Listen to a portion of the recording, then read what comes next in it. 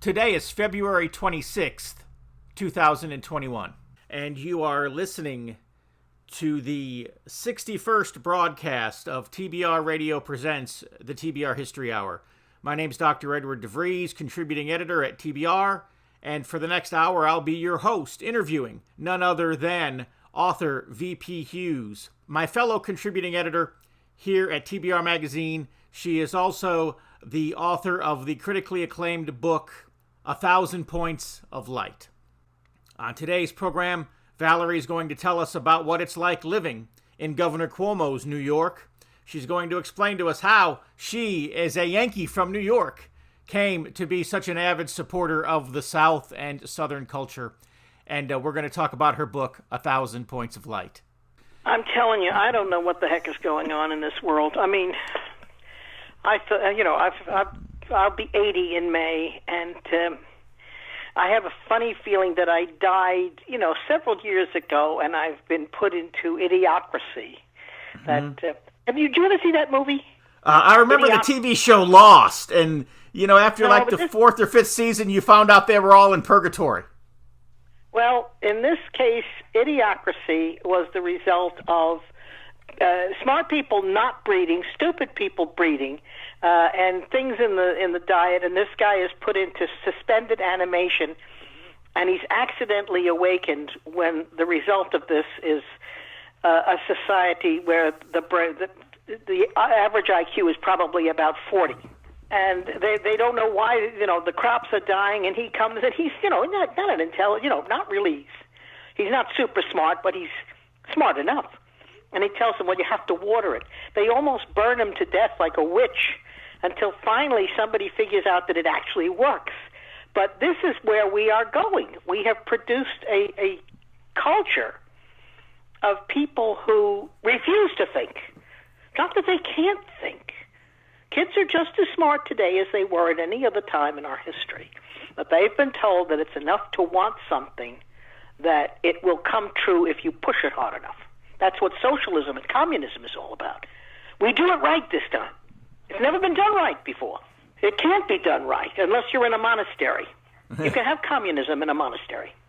Well, I've been telling people that ours is the only country that could screw up communism and socialism as bad as it has.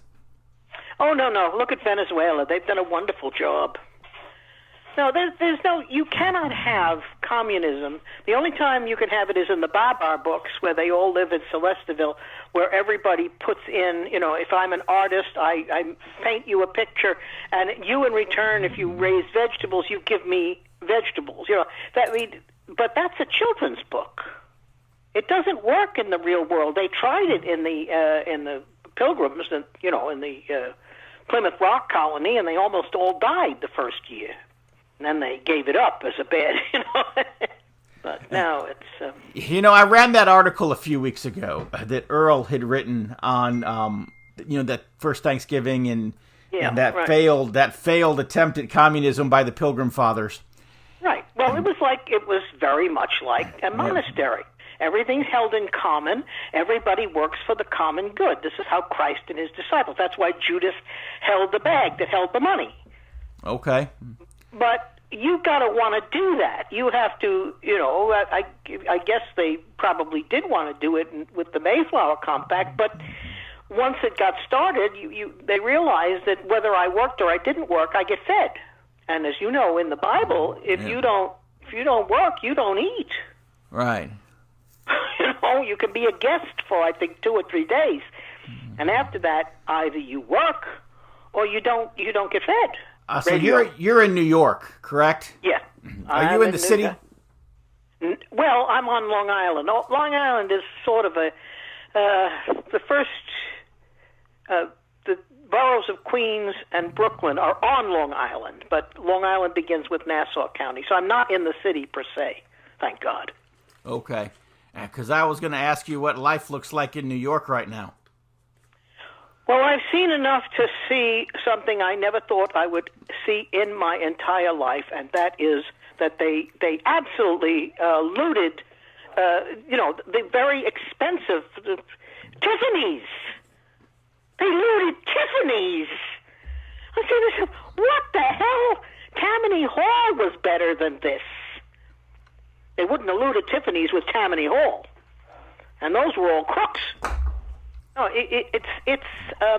this is the result of something that has been being held quietly for a long time, and it wouldn't have come out at all if a person who wasn't part of the deep state had been elected in 2016. This is the result of a stranger who came in suddenly, and they weren't prepared. And boy, that the whole we have no idea. People are not thinking properly. Well, of course they're not thinking properly. But Donald J. Trump did not have the usual smooth transition of power that happens when we change administrations. That's what made this country work. Another person was elected, and the president before, it was a smooth transition to the next president, whether you liked him or you didn't. The only thing that didn't happen with was Lincoln, but it had nothing. The South was not trying to take Lincoln out. They just wanted to get away from what Lincoln represented, and it wasn't just Lincoln. It was all the things that had gone on prior thereto. And you also have to realize that most of the southern states had seceded long before Lincoln's scheduled inauguration, which in that day was in March, not in January.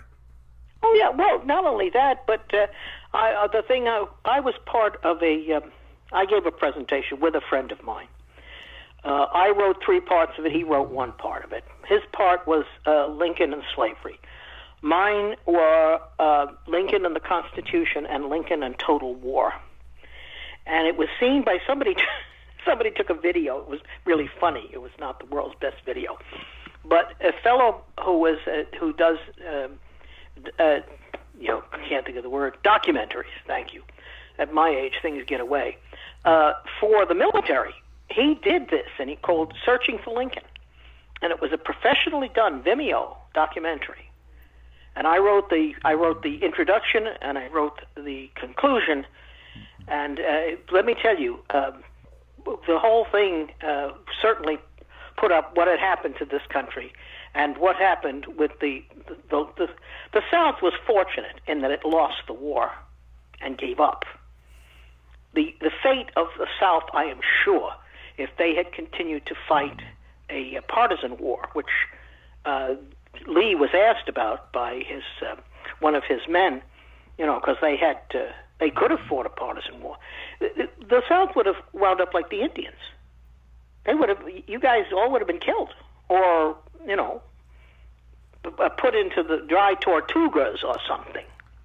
So you don't think that given time, because as I understand it, the British were literally on the cusp of getting into the war with the South. British had the slavery issue. And the slavery issue, again, here we go. People, Wilberforce, what was his name, wasn't it? Wilberforce.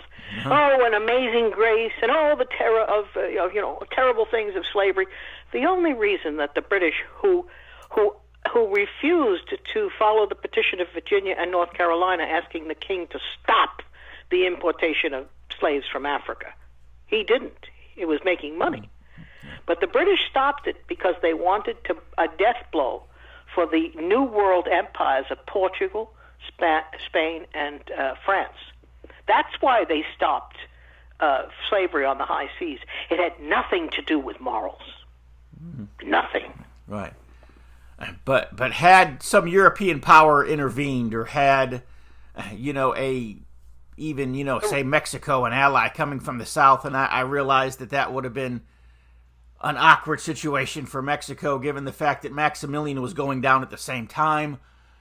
The thing is that the Russians helped the Americans, the North, right, and nobody knew much about it, but they did. Yeah. But the point is that the British, by that time, things were getting a little hairy in Europe, so they were not going to get involved in this, and if the war, if they followed Jackson and got into Washington in, with the Battle of Bull Run, first Manassas, they might certainly have brought the war to a conclusion then, but it wouldn't have lasted.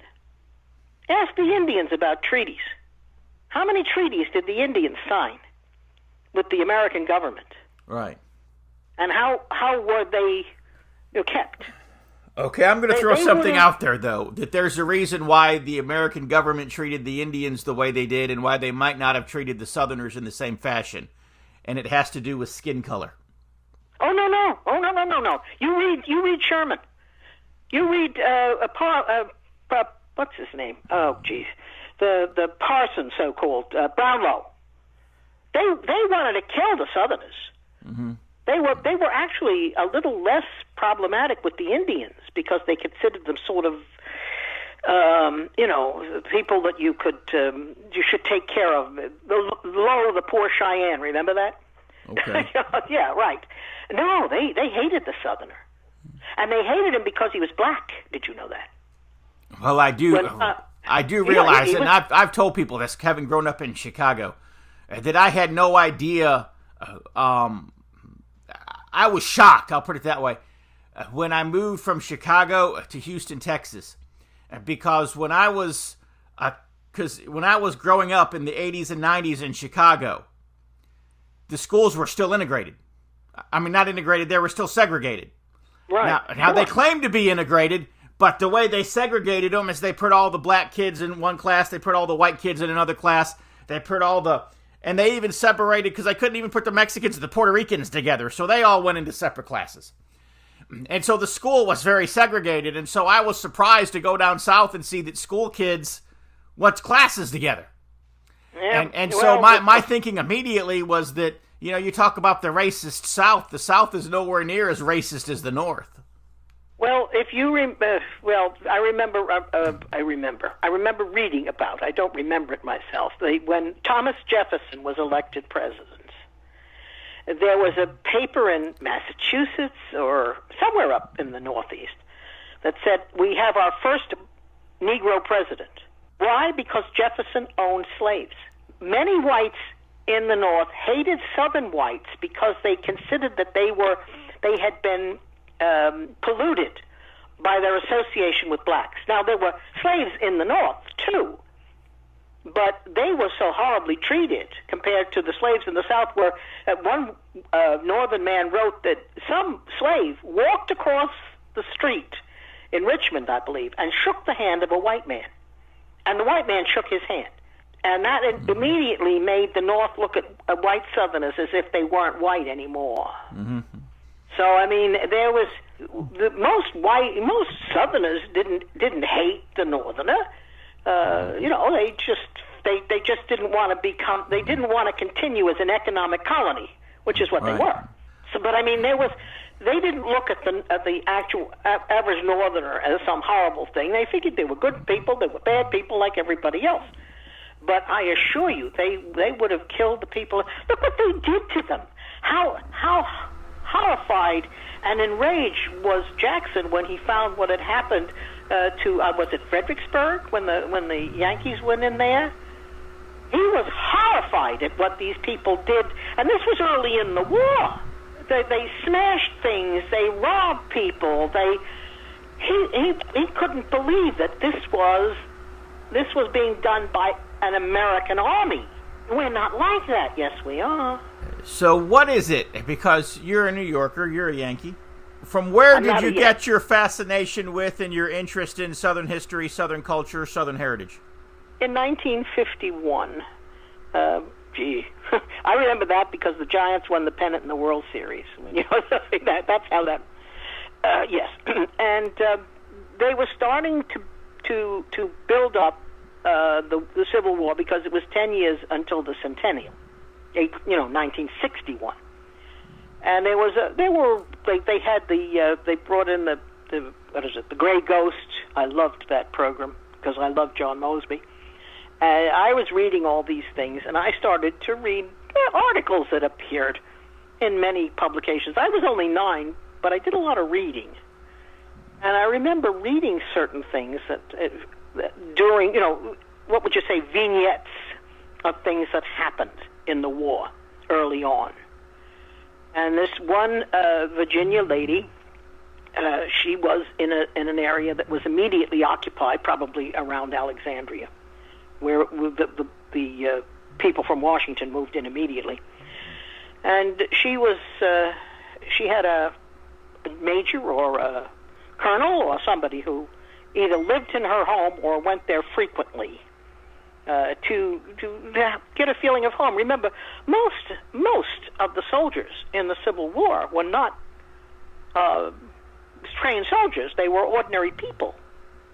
They had been brought into this war. I mean, of course, you had the officers from West Point and VMI, but the vast majority of your soldiers were ordinary people who left their homes and their families, and they were lonely.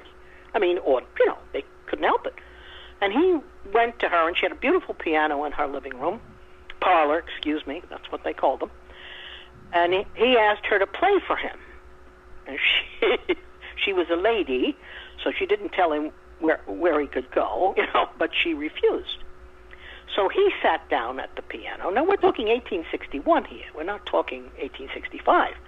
And he began to play the piano himself. And she went over to her fireplace, where there was a small box of fat wood kindling and a small hatchet. And she picked up the hatchet, and she went back, and she proceeded to make kindling out of the piano while he was playing it. And he looked at her, and he said, "Madam, if this is the reaction of Southern women to this war, it's going to be a long and brutal war." And I said to myself, these people were bullies. They didn't just fight other soldiers in an army. They came into people's homes, and they made, they did things that's what the Fourth Amendment is, isn't it? That you're not allowed to station troops in the homes which the British did, which was one of the things, I think, that brought about the Revolutionary War, was the soldiers going into civilian homes and living there. And that was one of the things and I read a whole lot of other things. And I just decided that if I had to take a choice of which side I would have supported, I would have supported the South. Open your web browser and type in www.barnesreview.org and discover the Barnes Review magazine. In the Barnes Review, you will read vignettes of man, from the prehistoric to the very recent, from forgotten races and civilizations to first-person accounts of World War II and the late Cold War. There is no more interesting magazine published today, nor a more significant and important subject than real history. So visit www.barnesreview.org and subscribe to the Barnes Review. You can subscribe to receive the Barnes Review magazine in its print form, or in convenient electronic delivery. Our host has been a subscriber to both formats for years. So visit www.barnesreview.org and subscribe to the Barnes Review. And so you had written a book, and you mentioned the Grey Ghost television series, and that might have been what got you on the path to eventually write a book on Colonel John Mosby. You titled that book 1,000 Points of Truth. Why did you pick that title? Well, I was not going to write a book. I had never written a book, but I collected things about Mosby because he was my hobby horse, as they used to say years ago. And one of the things I collected were newspaper articles. Some of them I actually had to buy the newspapers to get the page that had the article on it. Some of them I got microfilm from the library and sat there and watched this microfilm until my eyes looked like those slot machines where the balls go around. And I made copies of what I wanted, and I collected, and I collected, and I collected, and I collected. And as I was reading through these, and most of them had to be transcribed, because you could either not see the print all that well, or you would have had a million pieces, little bitty pieces of paper. So I sat down and I transcribed them all, which was a monumental task, because I wound up with something like 7,500 newspaper articles. And as I'm writing these newspaper articles from both Southern papers and Northern papers, but more Northern papers than Southern, and eventually, I realized that the problem that people had with John Mosby in the South was I was told he became a Republican, like he became an axe murderer. And I said to him, look, he was a Henry Clay Whig before, he and his family were Henry Clay Whigs before the war. He had more in common politically with Abraham Lincoln than he did with Jefferson Davis. And he would have fought for the Union, except that Virginia went out, and of course Virginia, as he said, is my mother. I can't fight my mother, can I? So I began to see all these things that if you have read the Jones book, which was the first modern book on Mosby, when he talks about him being senile and being bad-tempered and all kinds of terrible things, that he couldn't keep his mouth shut. No, I mean, after the war, they made the man look like, I don't know, terrible. And all these newspaper articles, including from his enemies, by the way, this never happened. And I said to myself, wait a minute, all these people believe terrible things about this man, when in fact he was what I would call one of the most noble men that I have ever read about. He was absolutely pure. And by that I mean he never did anything that he knew to be wrong. He was not a Christian. He used Socrates as his example of how a man should live. And Socrates said, death is not a problem, dishonor is. And as I wrote these things down, I said, look, I'm tired of these people that are saying terrible things about this man after the war, and even before the war, because he was this and he did that and he killed these people. So I decided to write using these newspaper articles, and of course there were no pictures in newspapers until the process that uses, you've seen newspaper pictures where they look like little dots, teeny tiny dots. They go from white all the way to black, and when you put them together, they would take a photograph and put it through a screen, and these dots would come out, and then these they could print in the paper, and that's how you got photographs in the paper for the first time, newspapers. And these little dots, these articles, they were like little dots. Some were very impressive as far as information went. Some were, minor, but still carried a lot of information about the man. It was a nuanced portrait of this man that nobody had ever done. And I used this pointal process as the name of the book, 1,000 Points of Truth. These little points from each one of these articles pointed out what this man really was and what he really did, and all the things that had been said about him that were wrong. For instance, I have friends that love Mosby, and they said, well, he was removed from the Department of Justice in his old age because he brought charges against a law firm, and they were not decent, regular charges, and so he was removed. I found out in the newspapers that the district attorney was asked to remove the charges that he brought, and he knew these lawyers were crooks, were stealing from the Indians millions of dollars, and he refused to vacate these that have been brought forth for the grand jury, these indictments. They took him out of office for 15 minutes, and the man who replaced him for 15 minutes vacated the indictments. That was how it was done. And when I told this to my friend, he said, I never heard that before. I said, no, and you wouldn't have heard it if I didn't tell you. So that's why, that's what I called it, and I meant it. All those newspaper articles, the good, the bad, and the ugly, every one of them had something to say about this man that no other biographer has said. So these ugly newspaper articles, were they the ones that were written in the northern papers, or were some of them also in the southern papers? Oh, well, the southern, during the war, it was in the north, naturally, that he was considered a monster and a terrible person, etc. In the south, they loved him, and after the war, they loved him until he went for Ulysses Grant in 1872. And then things began to change. Now, he went for Grant in 72 because he refused to go for Greeley, whom he considered to be much more of an anti-Southerner for 40 years than was Grant. So that was the beginning, and eventually, as I say, he was a Henry Clay Whig, so he became a Republican again, and then the Southern papers hated him. So you had people who hated him in the North, people who hated him in the South. I mean, he was what would you call an equal opportunity target.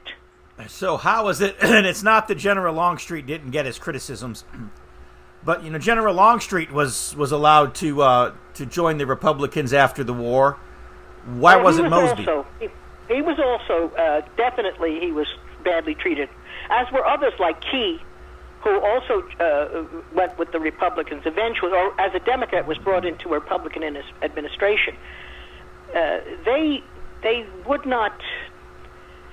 I don't know. It wasn't until very much later that suddenly they realized that he was right in what he said all along. Now, John Mosby was wrong in a lot of things. He thought that slavery was the reason for the war, mostly because that's what they fought about for how long. But eventually, when he worked for the government, what I call the sour vineyard of government service, when he would find all these crooks, and the person that got punished was the person who found all the crooks. Whistleblowers didn't do well back then either.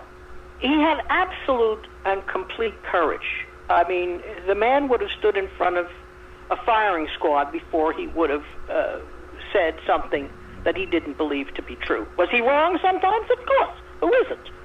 As far as his reason for doing things, his motives for doing things were always the most high and honorable.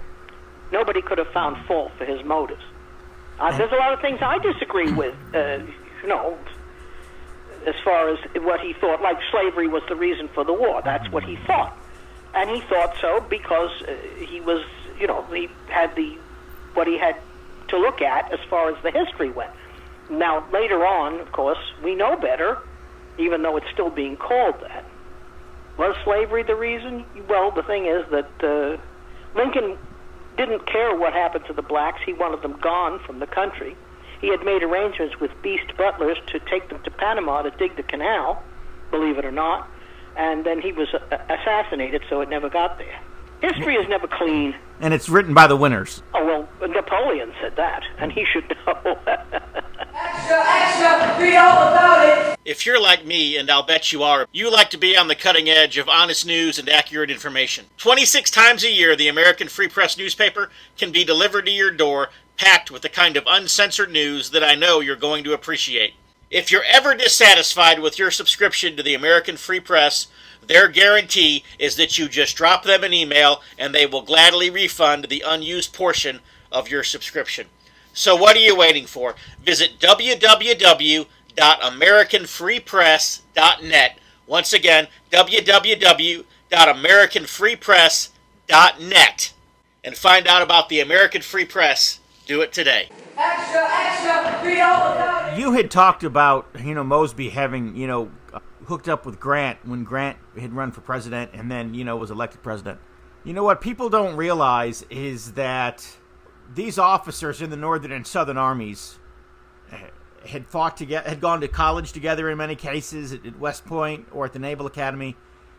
They had fought in war together in the Mexican-American War. And so they had bonds and camaraderies that ran pretty deep. And in Mosby's case, and granted, the war between the states divided them, but at some point as the country came back together, however shaky that was, it only stands to reason that the things that bound these men together before the war would draw them back together again. Even on the day of Appomattox, Robert E. Lee spent most of the day in General McClellan's tent. Oh yes, there was. Well, in the case of Mosby, he had none of that. He was a lawyer. He had absolutely no military background at all, so he had never dealt with any of these people. But he didn't go with Grant in '72. Oh, I thought you said that he did. Excuse me, he didn't go with Grant in '68 when Grant ran for president the first time. He didn't. I don't know what he did. Nothing much is said. I don't even know at that point in time if the states was still under Reconstruction. Perhaps they couldn't even vote. But in the case of '72, no, he went with Grant because they ran Greeley as a fusion Democrat, and he wasn't a Democrat. This is when the Republican Party had split between the stalwarts and the liberals. And Grant was a stalwart, and they put Greeley up. And Mosby spoke to somebody who, and he was taken to see Grant, and he said, "What are we going to do about this?" He said, "If a Democrat runs, I'll vote for the Democrat," because he was a conservative in Virginia, which was a Democrat. he said, but if Greeley runs, I'm going for you. And he not only went for Grant, but he actually campaigned for him. And he was, everybody said he did it to get a good position, but he absolutely said that he would take no position from Grant so that nobody could say that he was doing it for personal gain. And he didn't. He never took anything from Grant. Eventually, he was so ruined in the South that he had to take something because his wife had died and he was left with minor children and he couldn't even make a living. So he took something from Hayes. Grant asked Hayes to give him a position, and so he went to China. But that was not Grant that gave it to him; it was Hayes, and Hayes regretted it because Mosby made more trouble for Hayes than he did for Grant when he was a soldier. Well, you talk about Mosby taking a lot of flack for his association with Grant. I just realized a story, and basically, Grant was coming through Virginia, and this was after the war. I believe it was a campaign. I believe he was campaigning at the time, running for president. But Grant was coming through Virginia, and there was a plot to kill Grant. They were going to hijack his stagecoach or his carriage or whatever his form of conveyance was along the road, and they were going to kill him. And Robert E. Lee got wind of it. He had sent word to say, you kill this plan. And the word came back to Lee, no, they're not going to kill the plan. They're going to do this. And so, however many miles ahead of where General Lee knew that this was going to take place, he had ridden there, and he flagged down Grant's carriage. And, of course, Grant recognized Lee, and he told the driver to stop. And Lee hops into the carriage. And he rode with Grant through Virginia. Yeah, and he told Grant, he said, there are some plots at different places where people are planning to kill you. He said, but as long as I'm in the carriage with you, you're completely safe. He said they won't take a shot at you for fear of hitting me. Yes, but what you see, eventually it was Lee that spoke to one of, when he was in Washington, Lee, the college, and he said if he had known what these people were going to do, meaning Reconstruction, right? He said he would have died at the head of his men. He would have done a final charge and died at the head of his men rather than surrender. Right. But I'm just saying that if you look back at history, some people could be friendly with the enemy, and others, like Mosby, obviously could not. Well, Mosby, it's hard to say. He was hated by the North. Then when he supposedly became a traitor, mostly for money. He lost everything. His support of Grant, he lost everything. And as I wrote in the book, I said, when you lose everything, you cannot say it's being done for profit. There's something wrong there. And in fact, Grant got to the point where they were friends, true friends, not just.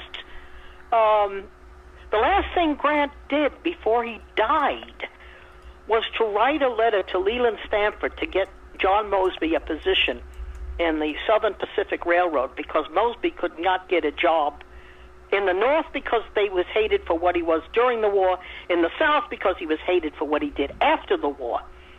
And the last thing that Grant did was get him a position, because he knew when he came back from Hong Kong after the election of Grover Cleveland, he wasn't going to find a job. He wasn't going to find anywhere to work. And he was a marvelous attorney. A lot has been said that he wasn't a good attorney. Don't you believe it?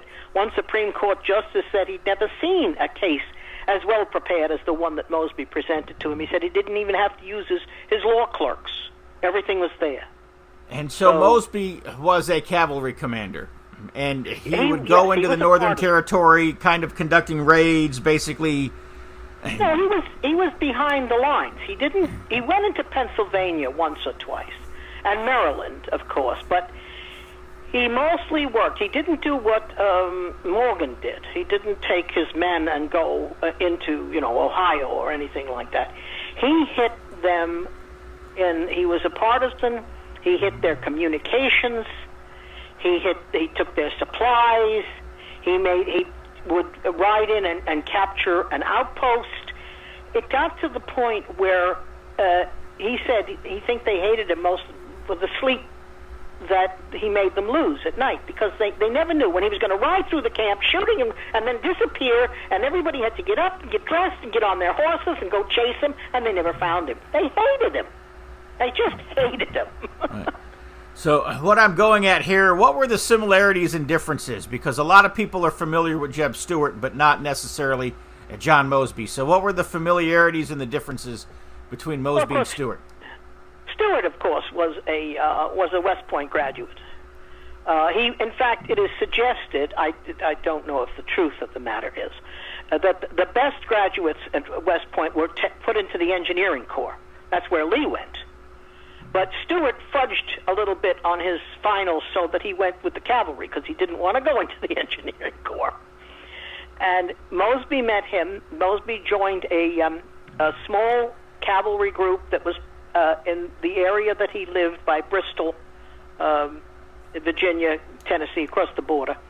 And he joined the Washington Mounted Rifles under the command of Colonel Jones, Captain Jones at that time, who had been a West Point graduate and had left after the death of his wife. He was in charge, and Mosby did not like military life very much. He marched to his own drummer, as somebody once pointed out. But he learned. He would sit with Jones through the night to learn about cavalry tactics, and he was very smart and very bright. And he had a vision that he wanted to do a private command, because he didn't like all of the military nonsense, what he called red tape. All the stupid things that were done, he had no patience with that.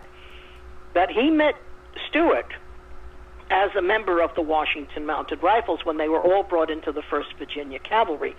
And he was about 9 months younger than Stuart. Both of them were born in 1833. He in December, and Stuart in February. And he fell in love with him as a sort of a great hero, like Mosby was a great reader, and he loved all the wonderful stories of the great knights of old, and he saw in Stuart very much that sort of thing. Stuart was very flamboyant and very hearty, and Mosby was a skinny, little wretched, not much to look at.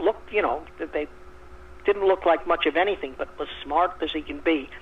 And eventually, he and Stuart became fast friends, and he became Stuart's scout once Jones was voted out with that stupid effort to democratize the army, which is the stupidest thing I've ever heard in my life. And boy, he was the one that suggested Stuart's scout around McClellan. That was such a marvelous feat that was done early in the war. Mosby suggested it, and he helped lead it. And then when he came back, he wanted Stuart to let him go, to give him some men so he could try this business of going behind the enemy lines and hitting them, hitting their supplies, making their life miserable, but just in general. And he told Stuart if he could do this, he would force the Union to withdraw its lines, because they couldn't afford to keep outposts where he was going to take them. And Stuart couldn't give him the men at that time, so he sent him to Jackson to see if Jackson could give him the men. And that was when he was captured at the Beaver Dam Railroad depot, and spent 10 days in the old Capitol prison, and then was one of the first of the prisoners that was exchanged. And there was a lot of weeping and wailing later on that he had been exchanged at all. And when he was coming back on the boat to go to the place of exchange, he was seeing troop movements in the Potomac. And the captain of the boat that he was on was a Southern sympathizer, and he found out these were Burnside's men. So he knew that these men were being moved to Pope, not to McClellan. And he went and told Lee after he was exchanged, and Lee sent a message to Jackson, and they attacked Pope before Burnside's men got there, the Cedar Mountain battle, and that was Mosby's doing. So he was an exceptional man. He really was. I've never read about a man like him, and he never put himself forward, which is one of the reasons why when they stopped the Partisan Ranger Act, they revoked the Partisan Ranger Act, and those groups that were partisans were put into the regular forces. Secretary of War Seddon was one of the ones that he wouldn't allow that to happen to, was Mosby, and also McNeil, who was also was fighting in Virginia, but I think further west than Mosby was. Because Seddon said that every report that he got from Mosby was a delight to read, because he had nothing but good things to say about his men and how hard they worked and how well they fought, how brave they were. And he said any blame at all that happened with something went wrong, he took on himself. He said it was like he'd never read any military report where the commander had so little to say in his own glorification. I'm looking at Mosby's timeline. And in 1853, it says Governor Joseph Johnson reviewed the evidence and pardoned Mosby as a Christmas present. And the state legislature rescinded the $500 fine at its next session. So what was that all about? Well, as I say, Mosby was a little fellow, and they keep saying he was violent. He had a violent streak. No, he didn't. He didn't have a violent streak, but like many little people, they were picked on by bullies. And he would fight.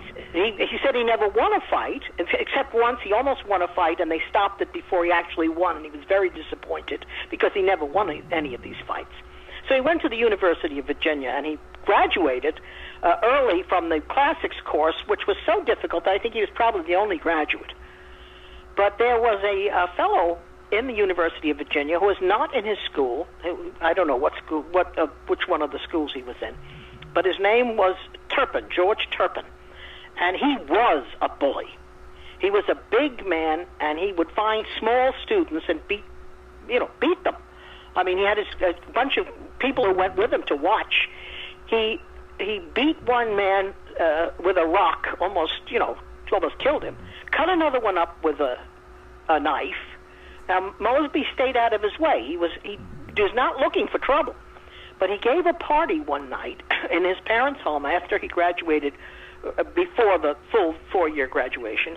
And apparently Turpin was giving a party the same night, and Mosby had invited 2 of his friends who played the fiddle. So they went to his party rather than Turpin's party, where they had also been invited. So Turpin told them that Mosby had invited them to be entertainers, not to be guests, unpaid entertainers. Now, this seems like nothing.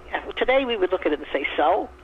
Tell him, where you can put it when the sun doesn't shine.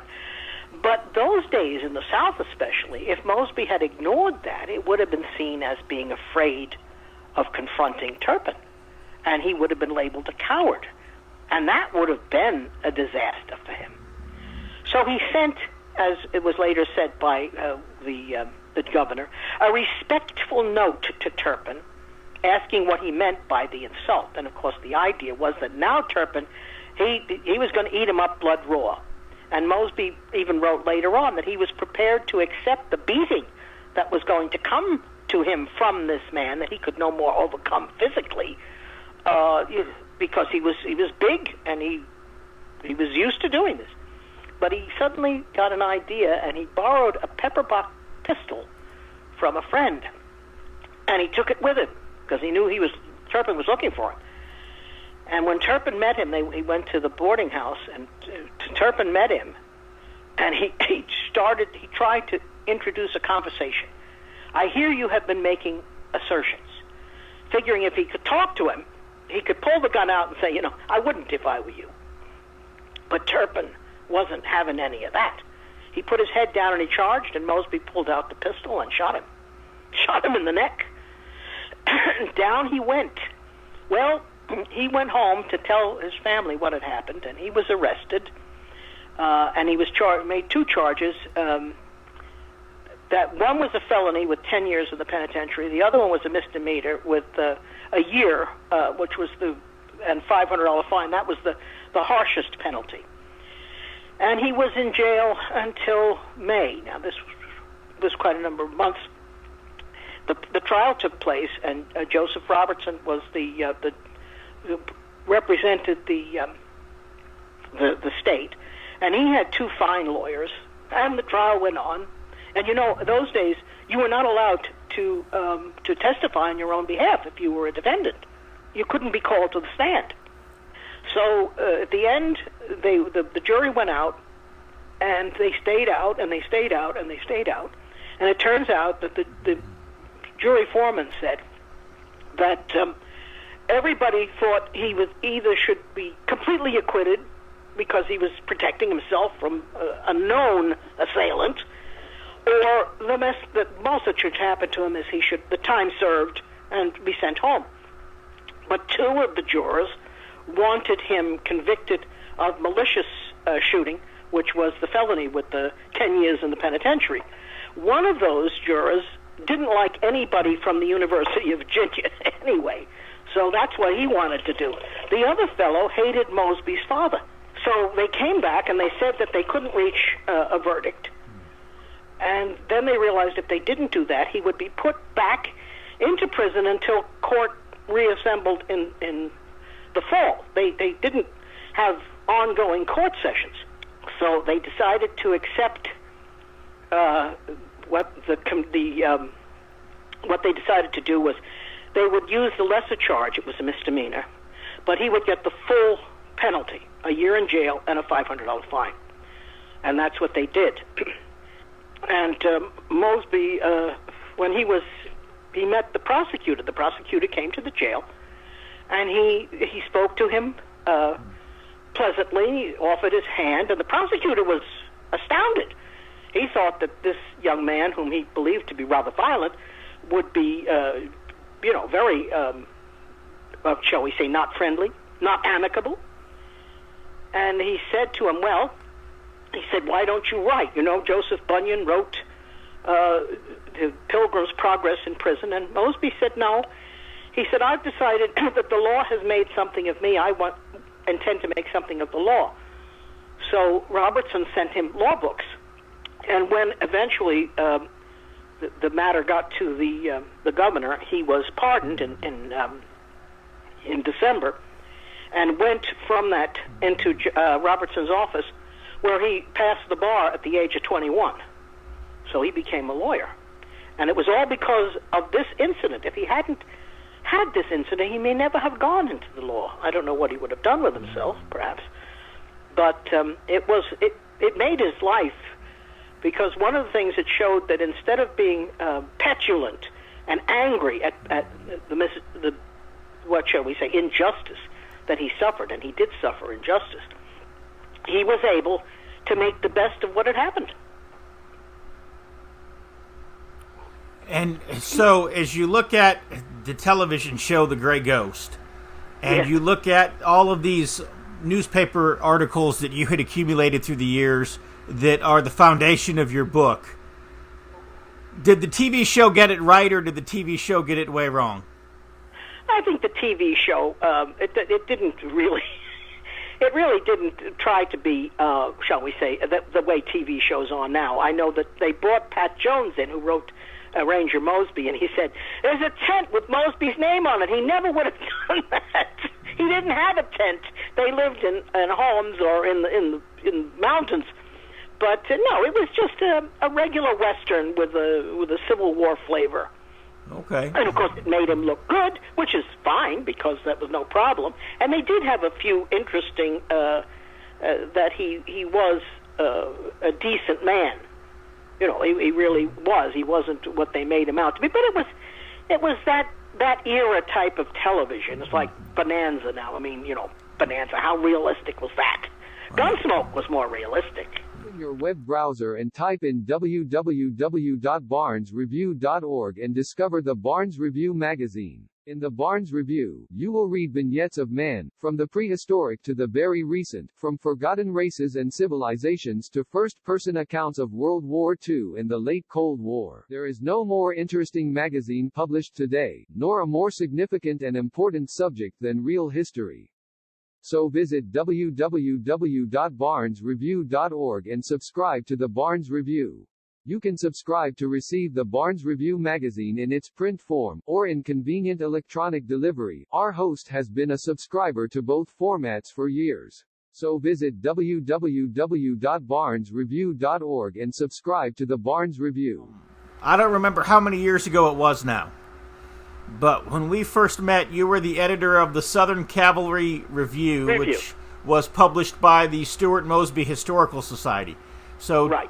Tell us a little bit about the Southern Cavalry Review and the Stuart Mosby Historical Society. Well, I joined that society when I found it. I told them, very much like the Orthodox Church, they spent a lot of time trying not to be seen.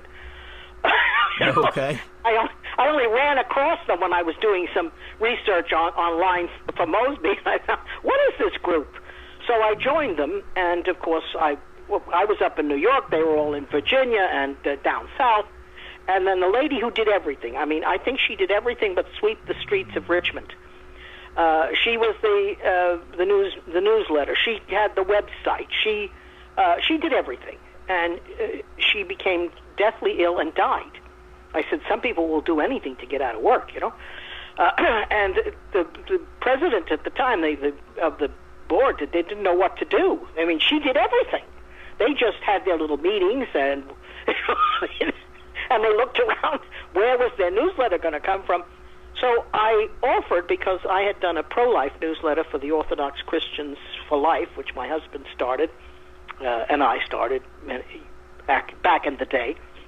And I said, the only thing I can't do is the bulk mailing. I said, that's out of my... So they said, no, our printer does that. I said, good, fine.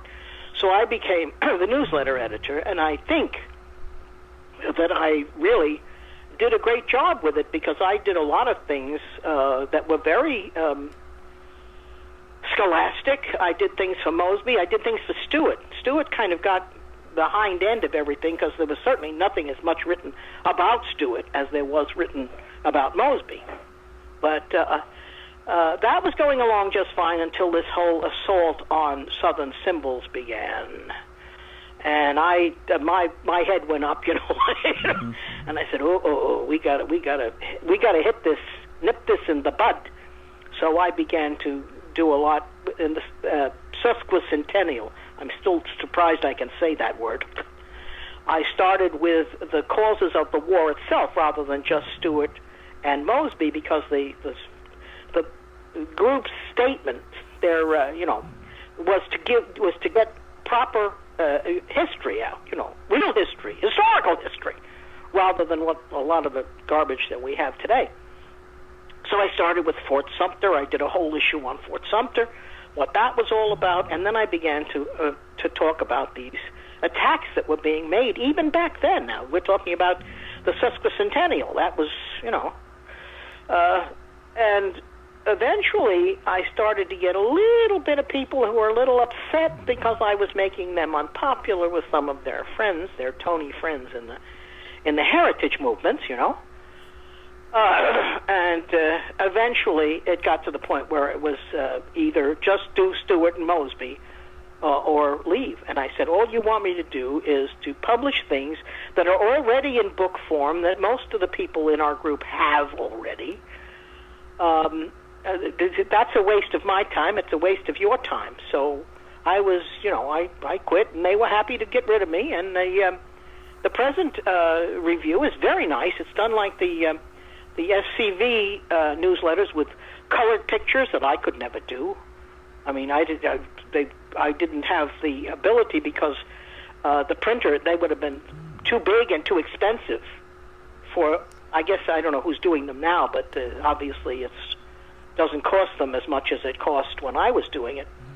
So that was the end of my publishing. But I think I did a very good job the years that I was there for the review. I think that a lot of people said that they'd never, you know, read things so interesting like the one I did on Sun Tzu. I was listening to a television. I was cooking and listening to a television thing about this man who said, doing, and it was all John Mosby, what you do and how you do it and how you get the better of the enemy. And I said, wow, they must be talking about Mosby, because but no, it was Sun Tzu and the Art of War, the Chinese. And I said, oh, really? So I bought that book, The Art of War, and I put that in one of the newsletters so that people could see that, although I doubt Mosby read the book, he thought the same way that this man did, which is why he was successful. So tell our listeners how they can get a copy of your book, 1,000 Points of Truth, The History and Humanity of Colonel John Singleton Mosby. Well, it's still available through Amazon and through Ex Libris, which is the original publisher. But at the moment, the book is hopefully in the hands of Shotwell Publishers. They do all those southern publications, because I was not able to sell it to a regular publisher, and the time is running out with Ex Libris. They only do it for so long unless you continue to buy advertising and stuff, which I could no longer afford to do. So they have told me that in the new year I've signed a contract with them, and they will be putting the book out through the Shotwell Publishers. This is Dr. Clyde Wilson and Paul Graham. So it will be coming out through a publisher who does Southern books. So that will be good. As I told them, all I care about, I don't care about the money. Not that there's a lot of money in anything I do, but I do care about the book still being available for people to learn the truth about the man. And it's going to get to the audience that will appreciate it, people who read about the heroes and the heritage of the South. So hopefully that will be coming out. I don't know how long it will take them to actually put it out on the market, but you can still get the book through Amazon if you want to do it before Shotwell puts it out. It's been a few years ago now. You had advertised 1,000 Points of Light in the Dixie Heritage newsletter, our free weekly email newsletter. And I remember you had sent me a copy, and I read it, and it was just a phenomenal book. And as I understand it, it is critically acclaimed, and you have got nothing but good reviews from those who have read it. It's got nothing but 5-star reviews. I've had people say it was a monumental work of history. So as long as history is still being studied, that may end too, before my book, the way things are going. Very good. Well, is there anything you wanted to put out there today that I didn't give you the chance because I didn't ask the question? No, I just feel that we're at the crux of something here. I mean, the book is wonderful, and I love the book, and I'm concerned about all the things that are going on in the South, the changing of names and the erasing of history. Orwell put it best, they'll just take the past and remove it. They'll just remake it, and there will be a continual presence in which the party is always right. But we're in God's hands, and we have to pray. And if the Lord does deliver us, if He does, we had better stop sitting on our rear ends and looking at the ceiling. For as Americans, we have put up with garbage that our ancestors would have put a stop to with a rope or tar and feathers or a gun. I mean, we have seen this country turned into a cesspool. Our founding fathers would get up and leave. Robert E. Lee wouldn't want to be seen on the Antietam battlefield, considering what we're dealing with here. And I wouldn't blame him. I mean, and we've let it happen. Oh, well, it's the Super Bowl, and it's this and it's that and the other. We have not cared for what God has given us, and we are going to be called into account. And boy, if He delivers us this time, if He's kind enough, as he couldn't for Sodom because there weren't even 10 good men. If He's kind enough to deliver us, we better get our act together. And we better stop just sitting around and letting the bad guys do whatever they want because, it's the Christian thing to do. Love your enemies. It doesn't say you should allow your enemies to destroy you. It says you should pray for their souls while you prevent them from destroying you. And on that note, we're going to end this week's TBR Radio Presents the TBR History Hour because we are out of time. But we will be back again, same time, same place next week. Join us again. We'll have another great program for you. Until then, go to our website, www.barnesreview.org. Also, while you're there, go to the TBR bookstore, and you can pick up a copy of our guest's book, 1,000 Points of Light. It'll be a great read. You'll be glad that you did.